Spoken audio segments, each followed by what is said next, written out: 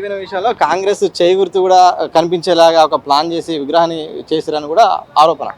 అసలే కాదండి, విపక్షాలు విమర్శ చేయడం తప్ప అందులో ఏమీ లేదు. ఈ రోజు మా సోనియమ్మ పుట్టినరోజు సందర్భంగా మా యాదమ్మను మేము గౌరవించుకున్నాం, సన్మానించుకున్నాం. అప్పుడు యాదమ్మ నన్ను అన్నది, సల్లంగుండు బిడ్డ అని ఇట్లా అన్నది. నన్ను ఏ తల్లైనా దీవెనియాలన్నప్పుడు సల్లంగుండు బిడ్డ అని ఇట్లనే అంటది. అందులో భాగం అది. అది వాళ్ళు చెయ్యి గుర్తు అని అంటే దాన్ని మనం ఏం మాట్లాడగలుగుతాము, ఏం చేయగలుగుతాము? సంవత్సర పాలన మీద మీకున్న అనాలిసిస్ ఏంది? ఒక పార్టీ నేత కాకుండా మీరు ఒక విశ్లేషణ చేస్తే ఏం చెప్తారు ఈ పాలన? నేను మీరన్నట్టు కాంగ్రెస్ పార్టీ నేతగా కాకుండా ఒక తెలంగాణ ఆడబిడ్డగా ఈరోజు ప్రజాపాలన చాలా ప్రజారంజకంగా నడుస్తుంది. ఏవైతే హామీలు ఇచ్చినామో ఆ హామీలను నెరవేర్చే దిశగా మిగులు రాష్ట్రంగా ఉన్న మిగులు బడ్జెట్ తోటి ఉన్న రాష్ట్రాన్ని బీఆర్ఎస్ పార్టీ బీఆర్ఎస్గా రూపాంతరం చెందింది కదా.